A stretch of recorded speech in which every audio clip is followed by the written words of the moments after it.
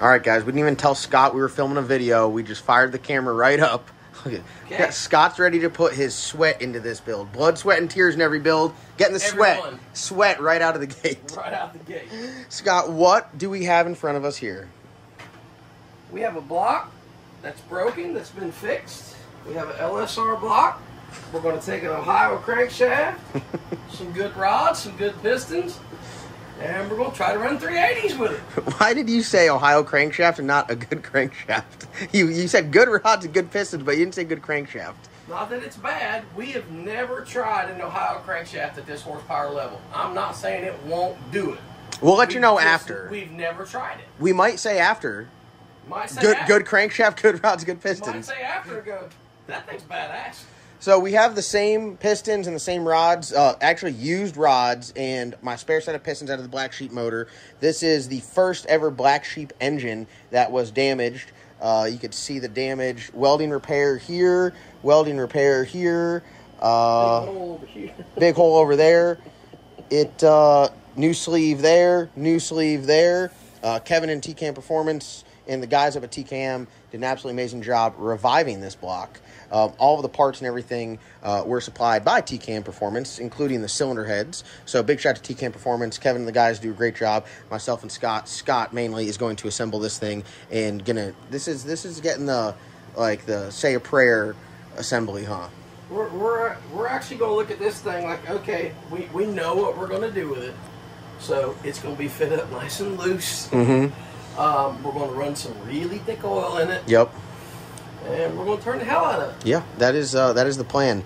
This thing here is, like I said, pretty standard. It's a Black Sheep Stage 3 427 cubic inch engine from TCAM Performance. We just do all assembly in-house at this point. But all the parts and everything are through them. We're going to be running some Schaefer's oil, external oil pump, Black Sheep camshaft, Johnson 904 lifters. I'm up in the air. I have some Jessel rocker arms, but I think Sheldon at T&D is getting me hooked up on some rocker arms, and we're going to use those rocker arms on another build. I'm a little partial to the rocker arms being T&D. Everything else we have across the board is T&D. I like the T&D stuff. It's proven itself for many years. I like the T&D stuff as well. Nothing wrong with the Jessel. Like most of our cars here, we try to put the same parts on them. So we'll get some T&D rockers on this thing. And a couple things, like afterthought, the old Black Sheep motor did have a roller thrust bearing. Thoughts? We're going to try this without a roller thrust. If you guys are doing a build up at TCAM Performance and they give you the option to do a roller thrust, especially on your LS application, just do it. It's a small investment in that time, but buy once, cry once. You'll be very happy with it in the long run. Anything else? I mean, other than that, this is pretty much like full-on, everything you could do to a cast block LS. Like I said, we're going to set it up a little bit loose, give everything room to move. I don't like the not roller thrust, but I mean, there's a lot of them out there not running it. Yeah. Not that we don't know what we're doing. This probably won't live long enough to worry about the thrust. No. We're going to tear it down and go, hey, how the rod burns look, and then we'll go, oh, hey, it may be rubbing the thrust or whatever. I just did a video on like the levels, right? Like when you go from the small motor, like good horsepower, to the big motor, big horsepower, how like the maintenance is more than double, triple. This is probably going to get like the big horsepower maintenance routine because we are going to to push the hell out of this thing. I'm honestly not worried about us breaking it. It'll be, hey, let's go out and run it a few passes. Like, hey, let's tear it down, look at it. Let's see if we're beating the bearings out of it. Are we flexing the crank like crazy? Like, take a look at it. Awesome. I ain't worried about breaking it. So we got some nice parts. We got some parts that we're going to do a little R&D with, and we're going to put her together. Some basic, some like Gen 1 Black Sheep stuff. I'm excited. We have here named this engine the Dangler Spanker. The Dangler Spanker. So the Dangler Spanker is going together. We got a stock block, like junior version of that right here. This is going to be the Chase Young Spanker. I'm gonna bend Chase straight over my knee, and then pull his pants down. Take it as you will, and I'm gonna spank that ass. Sorry, that sounded weird. Sorry. You know what? Yeah, you know what? I'm in a very small room with you. You know what? It just got worse the longer it went. Chase, we're going to split your wig. We'll change up the terminology there. So this thing, I am missing a couple things on this motor, like the side bolts. So I got to get the side bolts. But billet steel mains? You must run billet steel mains. You must run billet steel. Even though our Hemi and 481X has aluminum mains. Aluminum mains. Yeah, explain that. Here you can see the welding repair, TCAM Performance. We got one of their block-off plugs in there. But yeah, Kevin did a great job reviving this block. A lot of this build is used stuff. All of this build is used stuff. Yeah, it's all... Minus the crankshaft. Crankshaft's new, everything else is used, and we got a fresh set of head castings. But used valves, and we should, technically speaking, we should already have the correct push rods. Yeah. So I might upgrade to some a little bit bigger ones to the Manton. It's going to take a good push rod because we're going to turn it to the moon. Yeah. So I'm excited. Are you excited about this? What do you have to... A disclaimer to anyone else. If this thing does come apart, it is merely because horsepower. It won't be the first one I've ever built that we've blown up. How many have you built this year for us? 22. This will be the 22nd. Yeah, 22. That's quite a bit. And if you think about it, I shouldn't say this. Let me knock on hold on. Hold on. Let me knock on some wood here. They've been good to us. We haven't really torn any of them up. No. We've done maintenance on them. We've torn down, looked at them. Yeah. But I mean, they've been fine. Yeah. I'm a firm believer in bearings are cheap. They're way cheaper than holes in blocks. Yes. If you look at it and you're starting to beat up a bearing, you kind of know where you are on your tune-up. If you're starting to beat up wrist pins and stuff, you find out, hey, we ain't got enough wrist pin in this motor. Way cheaper than what going, man, why is it hanging out of the block? Well, see, when I tear something up, I tear it all up. So when I tore this one up, everything was destroyed. Even the block, we just got the block revived, but we messed up heads, we messed up cam, we messed up crank, we messed up pistons, we messed everything up. So I learned from my mistakes, and we're going to rock and roll. So I'm excited. We'll get a little time lapse going. We're going to do some checking of the bearing clearances and all the other fun stuff, and then rock and roll once everything's good. Some ring filing. We're going to have all of the ring gap. Tell them, what's the saying on the ring gap? If it's a little bit tight, everybody knows. If it's a little bit loose, you know. For those at home that don't understand that, elaborate. So when the ring is a little bit too tight and the ring butts, it literally locks itself in the cylinder. The majority of the time, it rips the top of the piston off.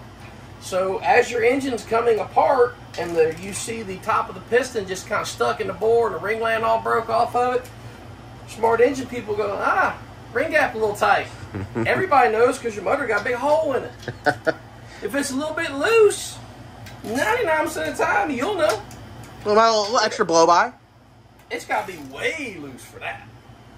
But if you're off 3 or 4 thou on it, right, and it's your own personal stuff, don't sweat it. I won't do that to a customer's motor. I'll be like, let's put another ring in it. But this one, it's getting all ring gap. All right, I'm excited about this one. Matt Ryan at Matt Fab's been working on the truck, getting that thing knocked out. So hopefully by the time we get this thing wrapped up, Matt will have the truck wrapped up, and then it'll be a nice marriage of motor and chassis, and then straight to the ass whooping.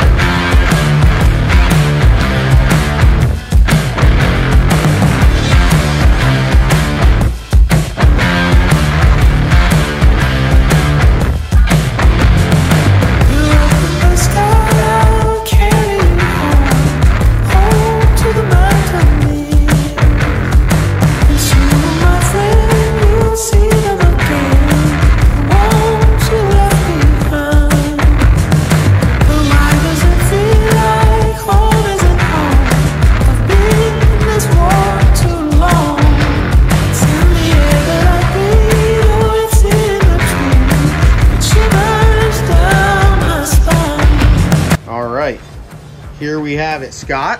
Yes. Crankshaft. Crankshaft is in place. Do we want us to have like a nice talk with it before we torture it? I've been talking to it the whole time saying, I'm sorry, little buddy. We were talking about the roller thrust, right? And this is what's funny. $1,200 crankshaft, $800 to put roller thrust on it. Yeah, it'll be all right. Modified the old thrust bearing surface a little bit, see if we can keep it alive. This has some custom modified bearings in it. Yes. This is like custom intended use bearings. Yes. Yes. All right. Well, we got the bottom end. Sorry, we got the crankshaft in there. We got it all torqued down. We got all the lines on it. We put the lines on there to make sure nothing moves, and also it indicates that we have torqued it. So you don't. If there's one here that doesn't have a line on it, we know obviously that it hasn't been torqued. Just kind of like the checks and balances. Not as important as flying in the air, but still very important. But it works. Yeah, very important. Works right. Yeah. So I guess next is rings. Follow rings. How excited are you that we do not have snap rings for these pistons? It's the greatest thing in the world. Greatest invention ever. If you're the pin button guy, hats off to you. Scott loves spiral locks. No, dude, screw the spiral locks. Spiral. I hate them. Spiral locks were invented by Satan. I don't care what anyone says. So we will, I guess, what are we going to turn it over? We have to figure out what our ring gap is going to be. I don't want to do that. You got it? All of it. Yes. What's the ring gap on that? Yes. Yeah. And then we have to file the rings, put the pistons on the rods, put the rings on the pistons, and then we'll be able to slap them in here. Look at it. We're going to cover up our nice little fine work right there. You see our previous work. From the amount of damage it had, they did a great job repairing. No, TCAM did an awesome job. TCAM did a great job. Have a big hole in the side of it and be like, hey, it's a cast block, we can fix it. You normally don't repair the cast blocks. You normally just... This one was broke. Yeah, you just ship it off. This one had a blown out artery. Right there is the main oil galley. Right there. And Kevin and the crew revived it. So there's nothing else like rewarding of a block that's already been through hell by shoving used and budget parts in it. And then put all the boost on. For science, though. It's for science. Truly. So, all right. Well, we're going to... This is my favorite part right now. You want me to turn this motor back over? Oh, yeah. Look at this. It's the greatest thing in the world. I'm so proud of this. I don't think anyone understands. We need another one now. We do need another. We need a few more. We need to sell all the other ones for these. No, this is very nice. This is very nice. Oh, this block has some nice treatment. Kevin just bored the lifter bores out. To the, what is it, 904, 903 lifters. Mm-hmm. So that stuff's all good to go. And I guess, do we have to, what did we figure out? I forget. It's been so long about the oil restrictors. Oh, this isn't, I don't think this block has them like the dark stuff does. We can put some in it, but we're not going to. We're going to do all the oil, all the pressure too. We're going to put a big old pump in it. We're going to put a bunch of oil volume in it and keep stay in one piece. This block, I will say, is not going to be an if it lets go. It's going to be a when it lets go. And we're all okay with that. This is for science. This is the Dangler Spanker. We also got some smack to talk to Mr. Brian Tooley himself. Oh, absolutely. So we got to let him know. I mean, he's got all top of the line shit. His race program that he's got right now is all badass. And we're like knocking down the fence coming out the trailer park with this thing.